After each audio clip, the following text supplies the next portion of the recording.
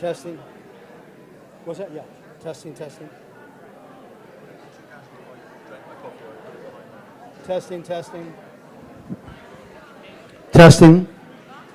Testing. Testing, testing, testing, testing. We're just about to get started, so if you make your way to the tables, that would be great. We have a great audience today. Please point out if you have free seats around you.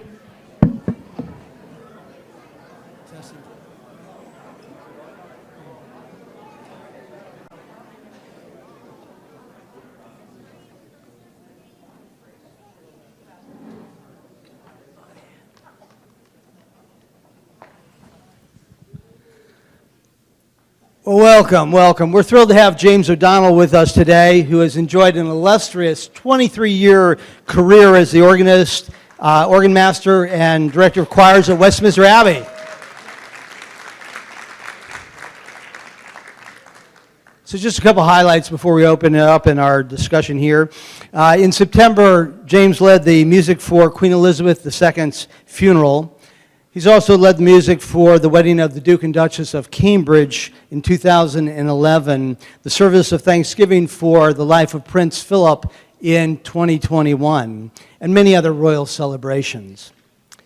Mr. O'Donnell was recently made lieutenant, do they say lieutenant in Great Britain, of the Royal Victorian Order, LVO, by King Charles III in the British New Year's Honours List.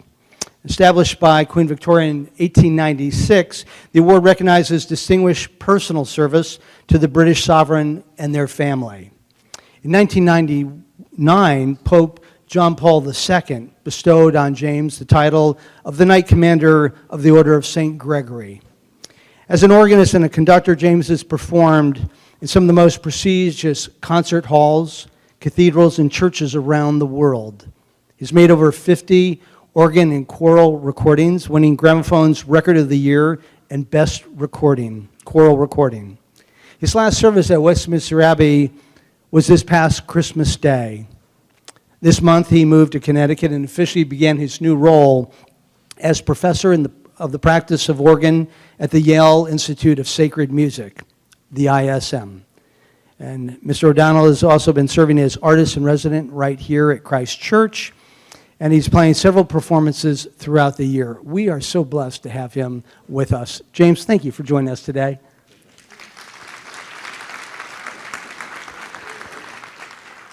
So James, long before you could stream movies and things like that, or get CDs or DVDs or all that kind of stuff, VHS tapes, I made our babysitters take me to see Julie Andrews play The Sound of Music, in The Sound of Music, something like 11 times. It was my favorite movie growing up as a child. And most of us all know the lyrics to the words by heart. But as Julie said in that film, let's start at the very beginning. How did you begin your musical career? Thank you. Well, before I answer that question, I just want to say it's a real pleasure to be here again, and thank you so much for your hospitality. I'm looking forward to my connection with the church here very much indeed. So, how did it begin? Well, I suppose I decided that I wanted to be an organist when I discovered that my late grandfather, who was a physician by profession, was a keen amateur organist. And I don't know if some of you may remember that in the early days of electronic organs, Hammond used to make, obviously, organs that were used for popular music and jazz and that kind of thing with those little pedals at the end. But they also used to make large instruments with a full pedal board. And my grandfather had one of these in his house. And so I saw him playing and heard him playing this organ, and he kept the Leslie speaker in the basement, and there was a little flap of carpet properly made over a grill in the floor in the corner of the room. So when he was about to play, he used to unveil the grill, and we then knew that we'd get this amazing cathedral-like sound, because of course the acoustics in the basement were superb, and so that the sound would come up into the living room as it were from St. Paul's Cathedral or somewhere like that. So it seemed to me, I was maybe 4 or 5 at the time. So I thought, well, I want to do that. I think that's a really cool thing to do.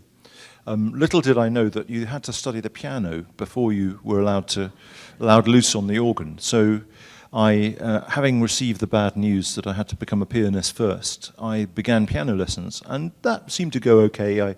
I got a little bit bored with the kind of exercises and the scales and so forth. And my teacher was, how can I put this charitably, very methodical. But anyway, I somehow managed to kind of get past those things and play the music that I wanted to play. And then when my legs were long enough, I was allowed to learn the organ. And then I began to kind of get interested in it. And so I became quite a serious music student in my early teens, I suppose. And I began to compose, and I played woodwind instruments, which I gave up. That was a mistake, to give up orchestral instruments as early as I did. But I enjoyed playing all kinds of music. I enjoyed the keyboard very much. And then I took an audition to go to the Royal College of Music in London. We lived in Essex, about 40 minutes on the train from London. It was a commuter kind of place where lots of the people in my town would go to London every day and come back. So it was an easy journey. And every Saturday morning, children from schools all around the London area who passed the audition were able to go entirely free of charge to the Royal College of Music or the Royal Academy of Music or the other music colleges in London, where they had a kind of junior department for kids at high school. And so for 4 years I did that and received superb tuition in the organ and the harpsichord. And when I left my high school, I had applied to Cambridge University to be an organ scholar. And an organ scholar is simply, you know, the Cambridge and Oxford and various other universities are collegiate. They have various colleges, and each college has a chapel with an organ, and each college has a musical tradition. Some have illustrious kind of cathedral-like musical traditions, St John's, Cambridge, King's, Cambridge, and some of the Oxford colleges, and some have more modest ones. So there's a big variety of sizes and shapes. And I applied for the organ scholarship at Jesus College, Cambridge, which I luckily was awarded. So I went there, studied for a music degree, and learned the organ as a sort of adjunct to that. We don't really do performing degrees in British universities. It's rather different from the kind of graduate school situation where I'm now involved at Yale. But it was really an academic course in which there was a certain amount of organ playing involved. And then after that, coincidentally, and I do mean this because I thought I was going to be a lawyer or an academic at that point, the legal world was spared a very unpleasant turn of events there, but however. But I, coincidentally, the assistant master of music job at Westminster Cathedral, which is the Roman Catholic cathedral in London, as most of you will know, became vacant. And my attention was drawn to this. I'm a Roman Catholic myself. And I was well placed to apply for this work. I hadn't thought of going into church music at all at that point, or I had thought of it, but I'd felt against it. But I thought, well, this is something I should really look at because it's literally a unique opportunity in our country. Westminster Cathedral was at that point really the only fully fledged professional cathedral choir with daily services in the Roman Catholic tradition. So it combined the kind of world of Anglican church music and the Roman Catholic, in the Roman Catholic practice. So I thought, well, this is an exciting thing, I should look at it. And the long story short was I was appointed to that job. 5 years later, or 5.5 years later, my colleague, David Hill, left the Master of Music. He left to go to Winchester Cathedral, and it was said to me, would you like to consider applying to succeed him? And I thought, oh, I'm not sure I really want to do this any longer, but I then thought, well, it's something I should really think about. It's, again, I'm well placed, it's a good opportunity, I'm enjoying this, it would be a good step, let's see what happens. So I put my hat in the ring, and I was appointed Master of Music at Westminster Cathedral at the age of 26. And I say that because I think, in retrospect, it's too young for somebody to be appointed to a job of that sort. But anyway, it was a bit of a baptism of fire to run a professional musical foundation like that at that point in life. But I did it, and I really enjoyed it, and it went well. We made lots of recordings and broadcasts and so forth. And Westminster Cathedral was very much in the ascendant in those days. The then Archbishop of Westminster, Cardinal Archbishop of Westminster, was Basil Hume, who was a remarkable figure and I think was generally thought to be the most senior and most respected and certainly the most authoritative church leader at that time in our country of any denomination, including the Archbishop of Canterbury, some people would have said. But whatever, he was very much associated with the profile of Westminster Cathedral, so it was riding high, and the choir did very well. I think my main memory of being there and my main satisfaction looking back on my time there was that we were able to make music liturgically in the cathedral day by day to a really high standard, and I think we were able to enhance the cathedral's liturgy and to engage in the cathedral's liturgy very well. The recordings and all those other things sort of branched off from that. I'll get there eventually. So, Westminster Abbey, well, the position of organist and master of the choristers at Westminster Abbey became vacant through rather unfortunate circumstances in that Martin Neary, who was the organist throughout my time as Master of Music at Westminster Cathedral, was found to have been financially opaque in some respects that the Abbey authorities found unacceptable. And there was a huge, I'm choosing my words very carefully because this is something that people shouldn't really tread in, an area that people shouldn't tread into lightly. But anyway, the long shot of this was that he was sacked, and he then took the Abbey authorities to court, and there was a hearing specially set up, and his dismissal was confirmed. So the Abbey needed a new organist and master of the choristers, and the background was extremely contentious and difficult and unpleasant for all involved, including the Abbey, but also the Nearys and so forth.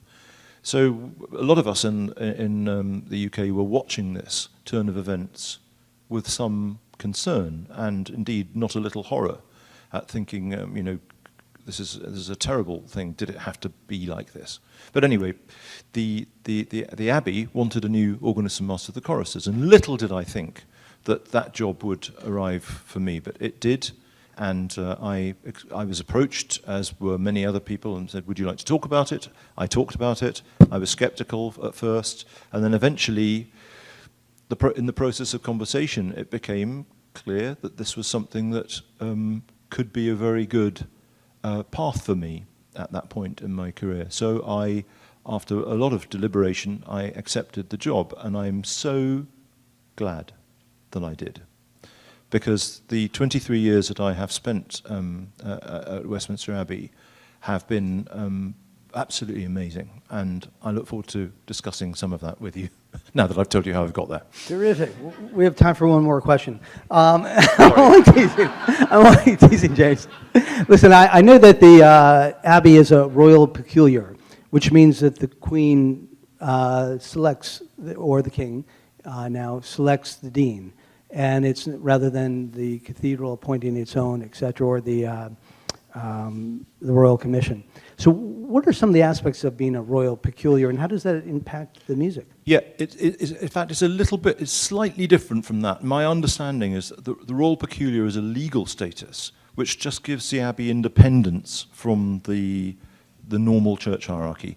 So you're right in saying that the King or Queen, as the case may be, would sign off on the appointment of the dean, and indeed the other senior clergy. And that's also the case in some of the other cathedrals.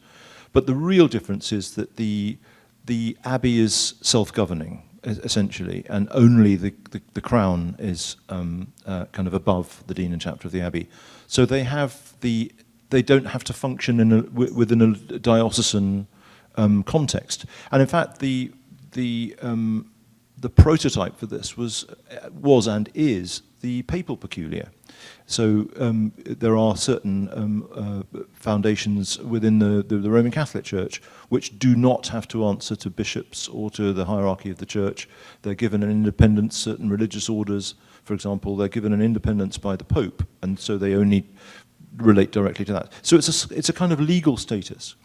But I think in practice, the real difference is one could work there and think one was working in a cathedral. A lot of the time we have it feels very much like a cathedral. It has the same kind of pattern of services, the same scale, the same kind of degree of ceremony, and sort of big event kind of feel as a cathedral would. But the real difference is the independence that the abbey authorities have to do things that cathedrals don't do, and not to do things that the cathedrals do. So, for example, we never have ordinations to the priesthood or to the diaconate in Westminster Abbey because we're not a cathedral, and those are events that properly belong in the cathedral. We don't have any kind of diocesan character because we don't have a diocese. We're actually outside a diocese.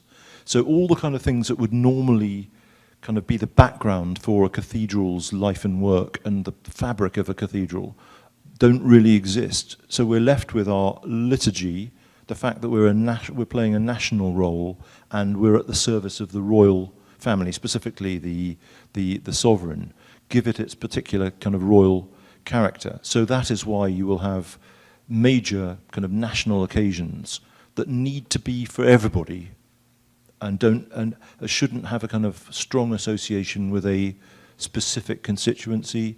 So the abbey kind of belongs to everybody because it's got that kind of feel, that independence. And so particular representative occasions, anniversaries, for example, or occasions that commemorate that we've had some terrible tragedies and disasters in the last 23 years. 9/11, for example, we had a national service very shortly after the 9/11 events in New York, where there was a kind of national expression of sympathy and solidarity and grief that took place in the Abbey. So it can play a different role than a cathedral. So years ago, I had a chance to meet with Dean Wesley Carr, who was the dean of Westminster Abbey, and I asked him, what was it like to plan and carry out the funeral service for Princess Diana? And he said, in his great English accent, he said, well, we have some of the finest resources in the world here to bring to bear on something like that. And he said they had faxed, of all things. They faxed, to Lord Spencer in South Africa and said, you have exactly 6.5 minutes to offer the eulogy, and then pulled all this together. He told me that all of the music was planned by Diana because one of the first things that happens as a royal is you have to plan your own funeral. So she selected all the hymns. The piece by Elton John was, I'm sure, selected by others.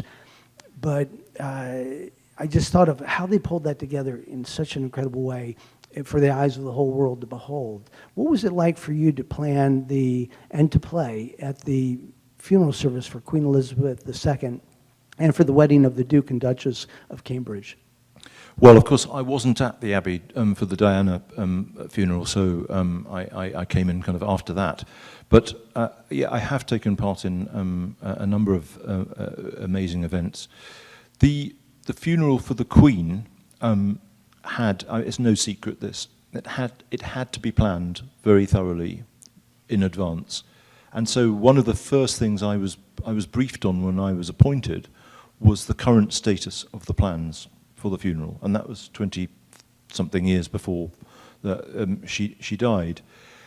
This has to be done very sensitively and very privately because you can't really discuss subjects like the death of somebody who's very much alive and thriving in any kind of open way. But on the other hand, when the death occurs, and it's one of the inevitable things, as we all know, in anybody's life. When the death occurs, you only have a few days to put everything in place. So for a massive national event of that sort, which is inevitable at some point, there have to be plans. What those plans are of course very, very confidential, and they develop all the time. When I accepted my appointment at Yale, I accepted also that I wouldn't be doing that event.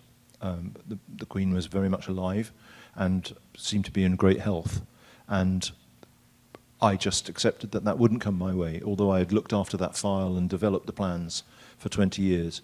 So in the sense that it was a great personal satisfaction for me and a privilege for me to do that service before I left, that was a kind of that was a wonderful thing, and I feel very kind of privileged by that. So to answer your question about what was it like, it's extraordinary to do an occasion of that sort because time kind of stands still. My normal experience was, however big the events were, the Abbey's life carried on. So you would be doing, let's say, even a major kind of service of, let's say, celebration for the bicentenary of a big charity or something like that, with quite a lot of people coming, maybe it could be broadcast or something like that. And life would go on until the last minute when the preparations would be made, the rehearsals would be done, and all the planning that had taken place alongside everything else would be enacted, that you'd do the service, and then life would carry on. So everything would carry on in the normal way. For something as big as the funeral or the wedding of the Duke and Duchess of Cambridge as they then were, things tend to stop because these are too big to just carry on around. So everybody that focuses on that one thing, and so the normal kind of strands of life are kind of put on pause for a period, and everybody focuses on that one thing and makes sure that there can be no compromise with the arrangements, there can be no unnecessary drop balls because somebody's concentrating on something else rather than what they're supposed to be doing. So the period at the death of the Queen, for example, I was actually in the States the morning that she died. I was flying back from a visit to Yale, actually, at the beginning of September. And when I landed at Heathrow Airport in London, I turned on my phone, and that's how I found that she'd died. So I knew that the next 10 days or 11 days or so would be devoted and entirely focused on those arrangements.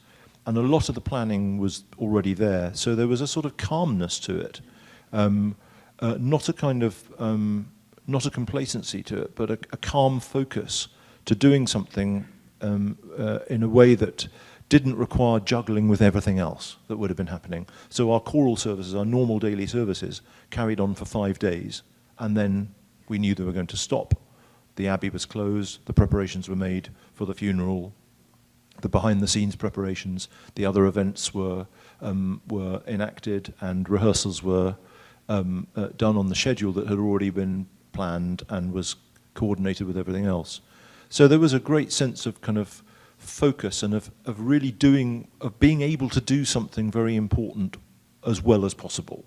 And that is not always the feeling you get in a very busy place when you're trying your best, but you're carrying on with everything else at the same time as well. So this was different. And the wedding was very similar. The real difference between something like a wedding or a coronation, I dare say, I'm not involved in the coronation at all, but the real difference between the wedding and the funeral was the lead time.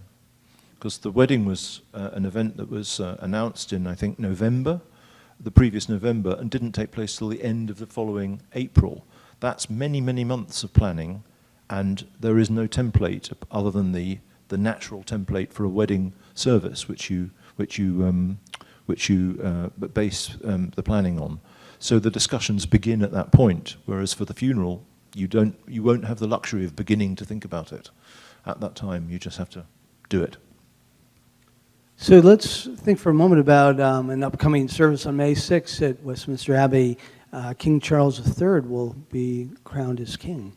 Do you think it will be similar to the Queen's coronation, or will it reflect a new era? Now, that's a very good question. I'm afraid I'm not avoiding it. I just cannot answer you. I mean, I've read the stories in the papers. The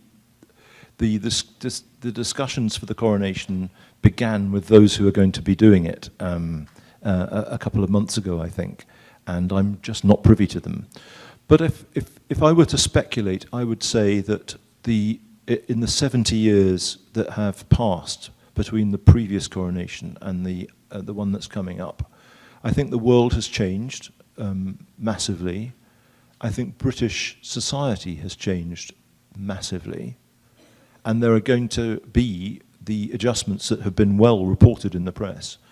There are going to be some major adjustments to make sure that the ceremony chimes with the kind of historic succession of coronations and is intelligible from that point of view, on the process of coronations going from back to the 11th century in our case, or but beyond, to the contemporary society and the things that are relevant and meaningful and highly significant occasion in our nation's life, and I'd say in the life of the world as well, that they can be interpreted and understood by as many people as possible.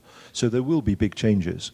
The world of 1953, I mean, we still had rationing. I wasn't alive in 1953, but there were still ration books after the war. People, sugar and butter and things like that were still, you couldn't buy in the shops without the rations. So it was a very different world. And so I think this will be I think it will be recognizably the same ceremony in so many respects, in the key respects and in the core respects. But I think that there will be many differences, and the surrounding events will be very different, I think, as well. Some of those have been announced in the press as well. I think it would be a fascinating thing, and I'm sure it would be absolutely amazing.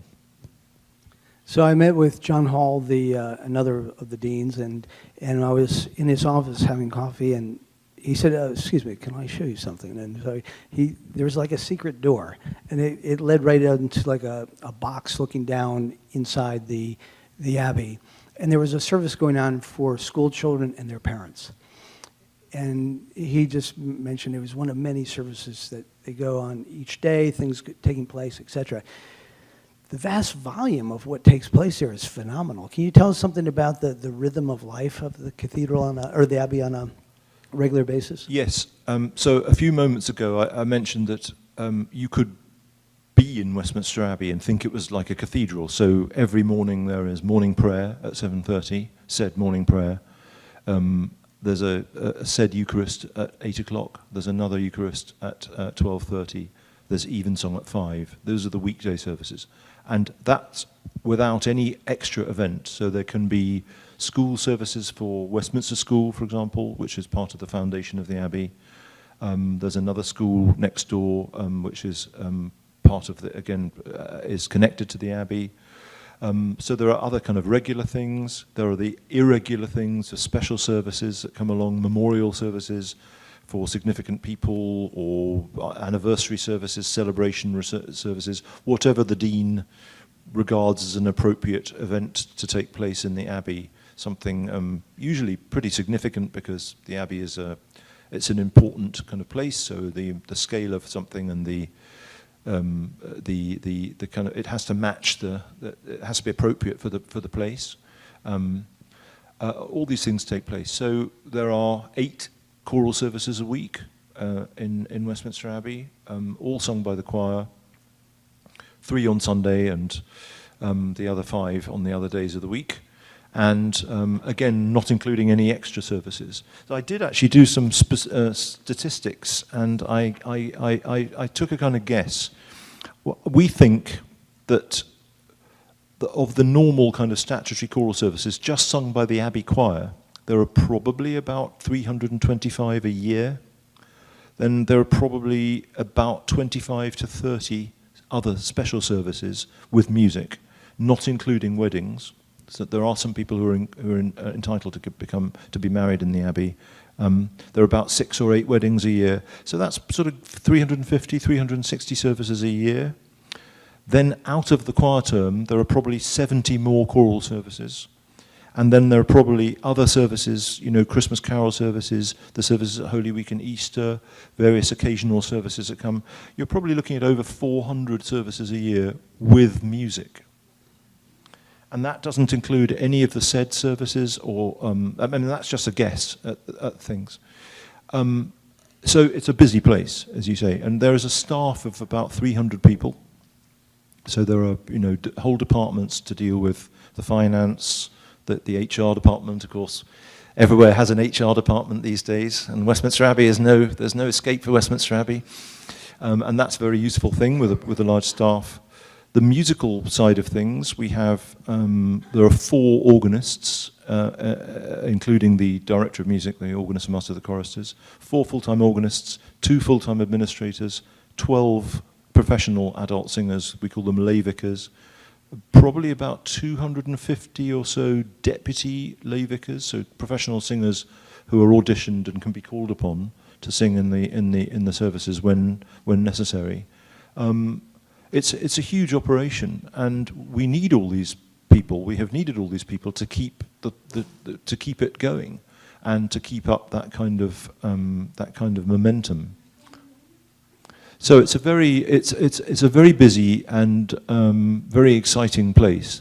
It's kind of relentless as well, in a good way.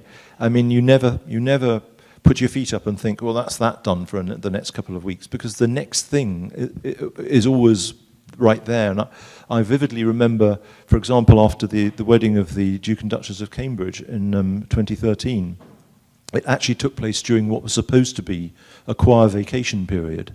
And we lost most of the vacation, but we had a few days off afterwards.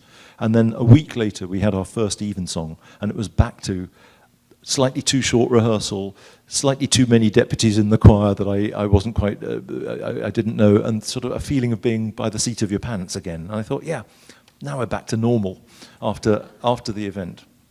That's great. And I recently learned that over 3,000 people are buried in the Abbey, which is staggering. You know, Edward the Confessor is buried there, Henry III, Edward I, the Third, the Fifth, the Sixth, Richard II, Charles II, William III, George II, but also people like David Livingstone, the great explorer from Scotland. In the science corner, we have Isaac Newton, Charles Darwin, Stephen Hawking was recently interred there in 2018. William Wilberforce, who did more than anyone else to abolish the slave trade in Britain. William Gladstone, who served as Prime Minister for a record of 4 times. Oliver Cromwell has just a little plaque in the RFA chapel, but he's interred there. And in the Poets' Corner, Geoffrey Chaucer, Edmund Spenser, Charles Dickens, Rudyard Kipling, Tennyson, Browning, Hardy, and most recently, Laurence Olivier, Britain's most famous actor, was buried there. So what's it like to go to work in a place that's also like a cemetery, that of some of the grand and the greatest of all of history? That's a very good question. I would use the word pantheon rather than cemetery. And I think that relates to the comment we were making about, you know, what's the difference between a royal peculiar and a cathedral. The Westminster Abbey has a kind of unique kind of place in the fabric of our country, and its role, the role it can play as a sort of a royal church for everybody, and a national kind of shrine in a way, a national place where things happen, means that you can. It is a good place to put people of national stature. In fact, you mentioned Stephen Hawking. One of the services that I recall very much was Stephen Hawking's memorial service and interment during the same service. And he was actually, as many of you will know, he was a great music lover. And so the musical content of that service was very, very important. He was a great Wagnerian. And so at the end of the service, my colleague played the Ride of the Valkyries on the way out, which was quite wonderful. But we sang, he also liked Russian Orthodox music, and we sang the Nunc Dimittis from the Rachmaninoff Vespers as his ashes were being taken to the place of burial, which is near the tomb of Isaac Newton and Faraday and others. So there's a sort of, people have heard of Poets' Corner, but there's also Scientists' Corner and there's Politicians' Corner, nobody goes there much, and Musicians' Aisle and things like that. And so he was put near the other scientists, and the ashes were laid in the under the stone, and the stone put in place. And that was a wonderful occasion to do all that. And it's one of my most memorable ones, and also to get to know his family, who are delightful and so pleased to be engaged with the content of the service and get it just right. That was very satisfying. So now you're the artist in residence here at Christ Church for 18 months. What does that entail? Well, first of all, what is really wonderful is to feel that I have a relationship with a church that is going on. My relationship with Christ Church immediately started when Jamie asked me to open the organ here, or give the inaugural recital on the new organ in October, and that was completely unrelated to my conversations with Yale, which hadn't begun yet. So this was something that was just complete serendipity. But also, of course, my relationship with Jamie goes back how many years? Don't. He said don't, so it must be more than 30. When Jamie briefly studied the organ with me when he was at school. We'd been to the same school, in fact. So there's a kind of depth to that that timescale, which is very nice. But I will be very happy to come and play another concert and maybe talk about some of the organists of Westminster Abbey. The job of being organist and master of the choruses, as the title suggests, it's actually two jobs, two originally separate jobs, the organist and the master of the choristers. The organist was the very important job, and the master of the choristers was a very lowly job originally.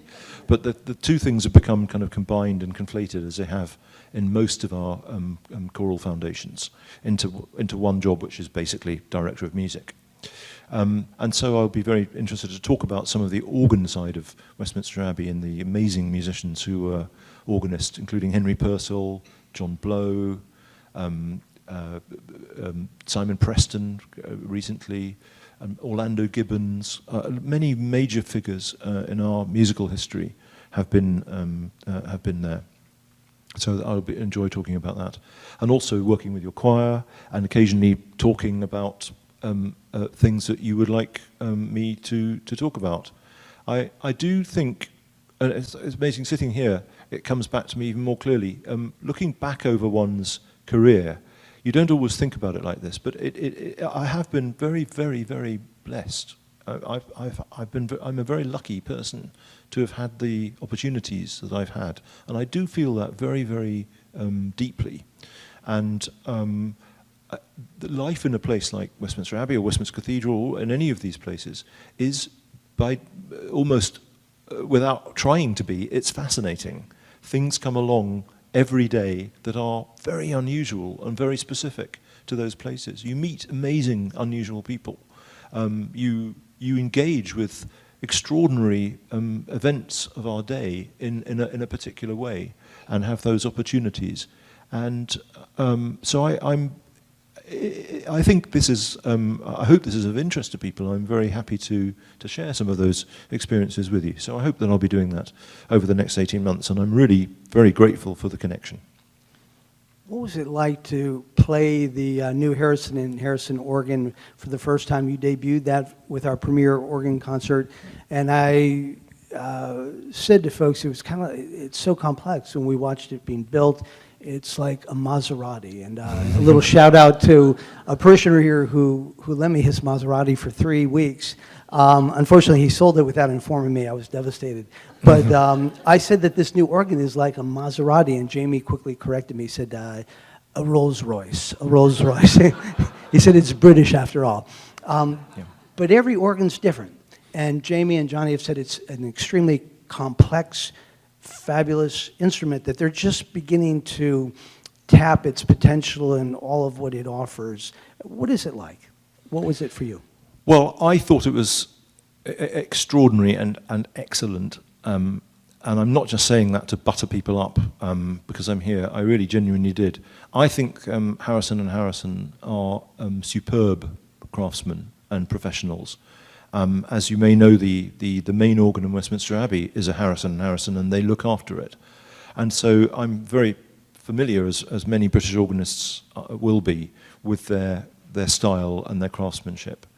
And I think you have here a really good example. And it's, as you said, all organs are different. They have to be, because they are bespoke for the place where they are installed. And I don't mean just physically bespoke. They have to do the job that is required from place to place. So you have an excellent choral tradition in this church. You need an organ that will serve that and accompany the choir, lead the congregational singing, as well as being a good solo instrument. All of these things are completely compatible, mutually compatible, but they require craftsmanship, creativity, and skill, and discernment. And I got the impression very strongly in my few days preparing the concert here that this is an ingenious instrument for this place.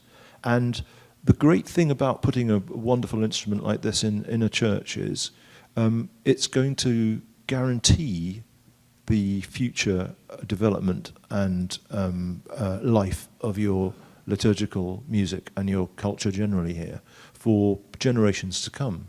And so it's a wonderful investment in the deepest sense of that word in the future of the church and the liturgy here and the music here. It's also, I mean, it has some, on paper, some quite unusual aspects. I mean, the vast bulk of the organ is on the north side of the church, and only a small amount of it is on the south side. That's an unusual configuration. When you come to the church, you see that it's a very sensible configuration, because this is where the physical layout of the instrument makes the most sense, and you can get the most organ in. The other thing I'd like to say, and this is a really important point as far as I'm concerned, it's a large instrument, but it's not an overbearing one. And so many, the temptation is to put too much organ into a church, and it just becomes almost impossible to kind of wield that amount of musical decibel power sensitively if the instrument doesn't function in a musically intelligent way. And so the builders here that you have, Harrison and Harrison, are used to getting the scale of the instrument and the colours of the instrument and the components of the instrument, the whole configuration of it, to work together in a way that builds up a sound without kind of crushing the listener. And so you have a thrilling tutti here, but it won't be. It will never kind of make people sort of run out of the church screaming for mercy. It's thrilling, but also you have a superb variety of softer sounds, of delicate solo sounds, of delicate flutes, delicate little reeds, which add colour and character to the playing. So it wouldn't surprise me if you're still discovering things about this organ in 10 years' time. And when your next, whenever the time is, when your next musical team comes in, that process will continue in a different way. So it's going to be a voyage going into the future. How exciting. And chapeau to Jamie Hittel, Johnny Vaughan, Philip Moore, George Belshaw, Patrick Finnig, and all of our donors for making this possible. Just incredible team effort. Your new role at the Institute of Sacred Music must be pretty exciting to lure you away from the Abbey. Can you tell us what that's going to be like? And what attracted you? It is exciting. It's very, very different because it's mainly a teaching role. It's a combination of teaching and scholarship and interaction in a. I'm sure many of you know about the Institute of Sacred Music. It started life in New York at the Union Seminary and then moved up to Yale about 50 years ago. And it's an independent department in Yale, but it relates very closely to the School of Music and to the Divinity School. So the sort of musician members like me are part of the School of Music as well, and the theologian members. and some of the people who do sort of art history and creative writing and so forth are more on the divinity school side of things. And so there's a very interesting faculty, very wide-ranging interests and skills. And I find that milieu, I've always found that milieu very exciting. It's something I've always been attracted to, and I've never worked in that milieu. And the opportunity to do so came along, I thought, at an opportune time.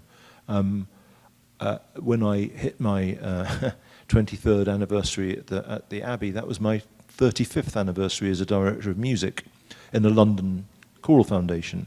And I could have easily have kept going and would have done so very happily. But I thought, well, this opportunity's come along at a very good moment, and it's something I really want to grasp. And I feel, again, very, very fortunate to have been offered something as exciting as this.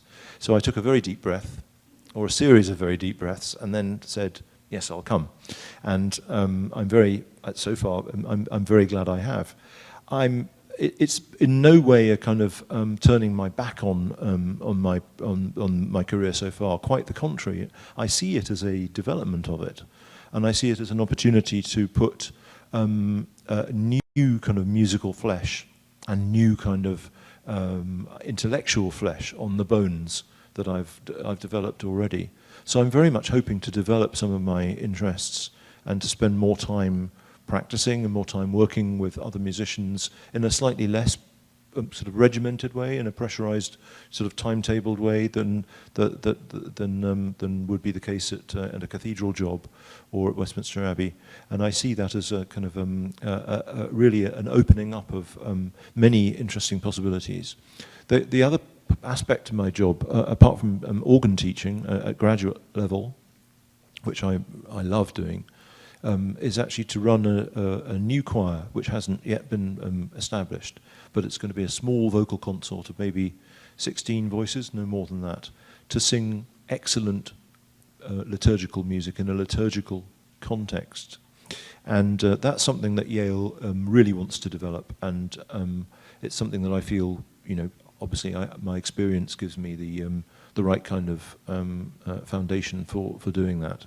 And that will be a very exciting thing. What I won't be doing, of course, is running a boys' choir or a children's choir while I'm there. And I will miss that very much, but I hope that I'll have the opportunity to do that from time to time, elsewhere here, possibly. And I've been asked to do the choir direction conference, the annual choir direction conference, which is just being re-established after the COVID years in St. Thomas Church in New York, in April. So they've asked me to do that, and I'm really delighted about that. So that'll be my fix of working with choristers again.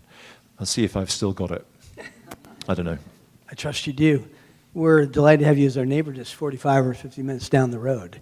And I've worked with a number of organists over the years and ministers of music, some who had a profound faith, others who one wondered at times about their faith, and for whom it seemed more of a job than of a vocation or a spiritual calling. Can you tell us something about your faith, and are there any seminal figures that helped to shape it, or experiences that strengthened and transformed it? That's a very good question, and it's a very difficult one to answer, really. I mean, I very much regard myself as a practicing Roman Catholic, as a practicing Christian. I would never ever put that. I'd never ever wear a lapel badge, which trumpeted my credentials in that regard. But I do see my work in church music as vocational, and I think that works on a number of levels. You can be a very vocational musician, and you can be very. There's an expression that's often used, which is people are culturally Anglican or culturally Catholic or culturally Jewish, words like that, which suggests that there's a sort of breadth and width to the connection that goes beyond the kind of literal interpretation of that. So I regard myself very much as a vocational church musician, and again I feel very privileged to have been able to enact that throughout my career. some of the influences on me, I've worked with a great many clergy. I've been very lucky in the course of my work, both at Westminster Cathedral and latterly at the Abbey, and before that, indeed, at Cambridge, and before that even, who have just by doing their thing, just by being who they are, by their gentle encouragement, by their comments, and by the example that they've set, have had a formative influence which they wouldn't be aware of. And I think this is one of the key things about teaching and the vocational side of teaching. And when you're a figurehead with other people and a figure of authority and leadership, you can have an influence just by the way you walk into the room. You don't need to say anything. So you have to be really, really careful how you interact with people who are under your tutelage. And I find that is both kind of sobering and humbling. Those influences have played on me. And I referred recently to Cardinal Basil Hume, who was the Archbishop of Westminster during all my time at Westminster Cathedral. He died just before I left, about 6 months before I left. I did his funeral. He was a marvellous man. He had been a Benedictine monk. He was an abbot, the abbot of Ampleforth Abbey in the north of England. And he was a great figure and very supportive, very hands-off in some ways, but unobtrusively supportive, unobtrusively sympathetic to one's aims, of the idea of excellence in music, but not for its own sake, as a kind of almost a byproduct of fulfilling the vocation of a professional church musician.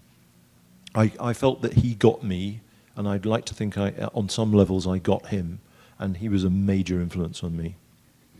Speaking of that, Michael Maine is probably my favorite spiritual writer. Former dean of Westminster Abbey and retired in Salisbury, England. He wrote a beautiful little book called Learning to Dance. Is there any legacy of his that endures at the Abbey now?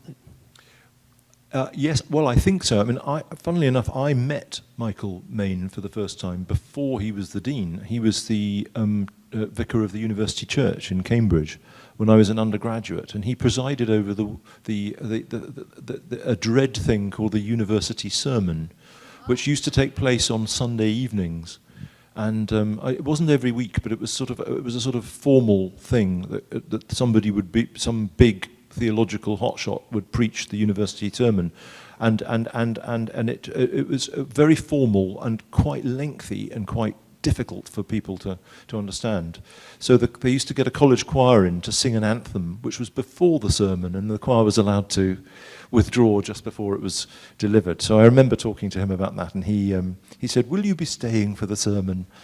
And I said, "Well, if it's okay with you, I think we'd probably prefer to withdraw." He said, "Yes, that's absolutely fine," with a very kind of resigned smile. So I thought he was a great gentleman.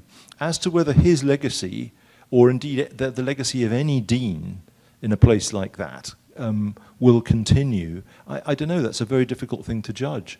I expect that in the 10 years or so that he was Dean of Westminster, he made some changes to the culture, to the way people work and interact that probably remain. But then a new dean comes, and the new people come into the staff, new people in senior positions, and they will change the culture in their way. So some things may stay, some things may go.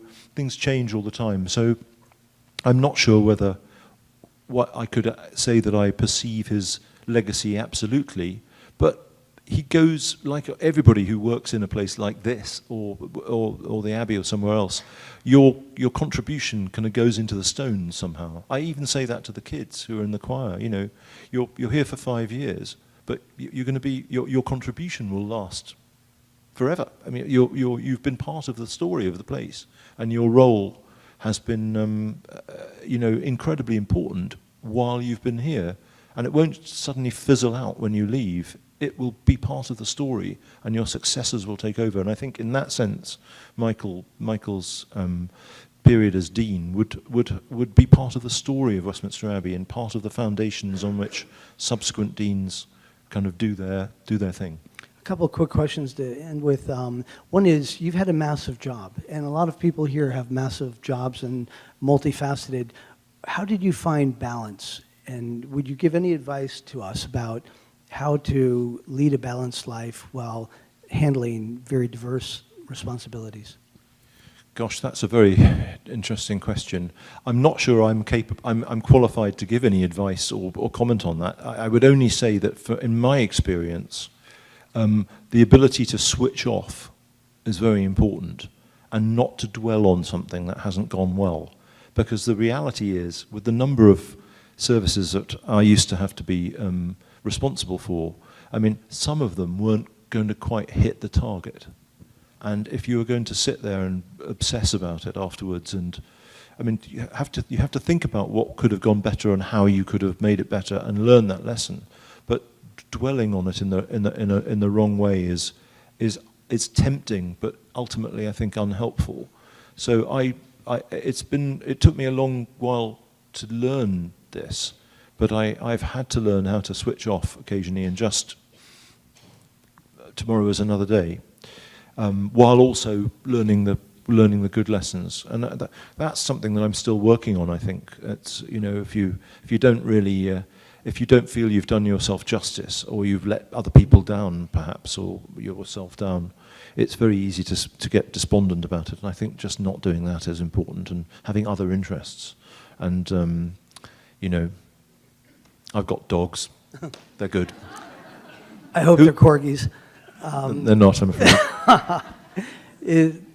We hope to do a recording. You've done 50 of them. Any wisdom you have on, as we set out to do something like this?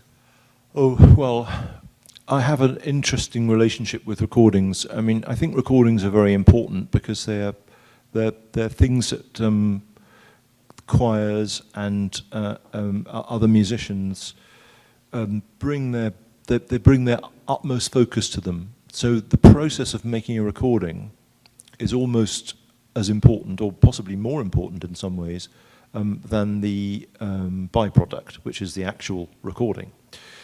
Both are important. I'm not minimizing either. So I think the process of making a recording is very beneficial, and it's very, very good for the self-recognition of a group. You know, the kids who are making a recording, they know that in 20 years or 25 years, that recording is still going to be there, and they can hear themselves, and they can hear what they were part of. And I think the knowledge of that, it has a kind of degree of kind of putting something down for the record that is very, very valuable and very inspiring.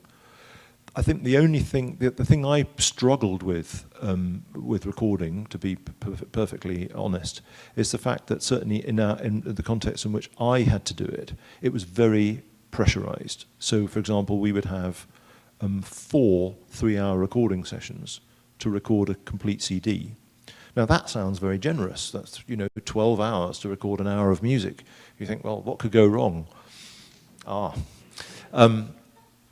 Cars go past, planes go past, things are not quite together, things are out of tune. You listen back, that's half of it gone.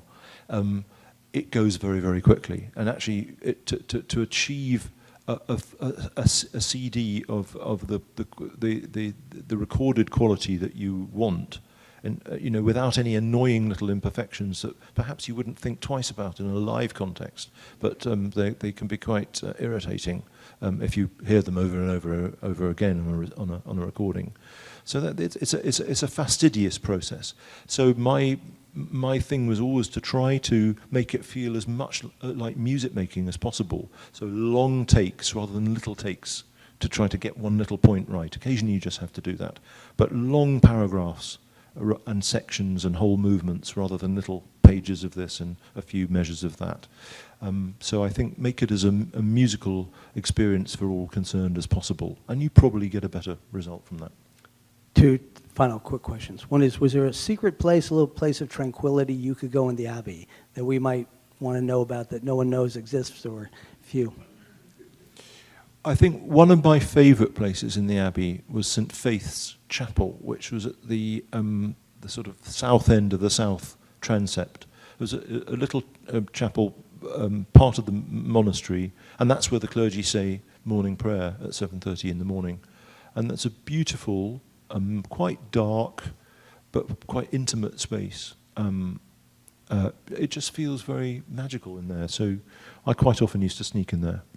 Yeah, some people say that democracy was born in Westminster Abbey because the Parliament originally met in the chapter room there, and they followed some Benedictine rules, which was everyone got one vote. And that was the first time that ever occurred in a governmental situation.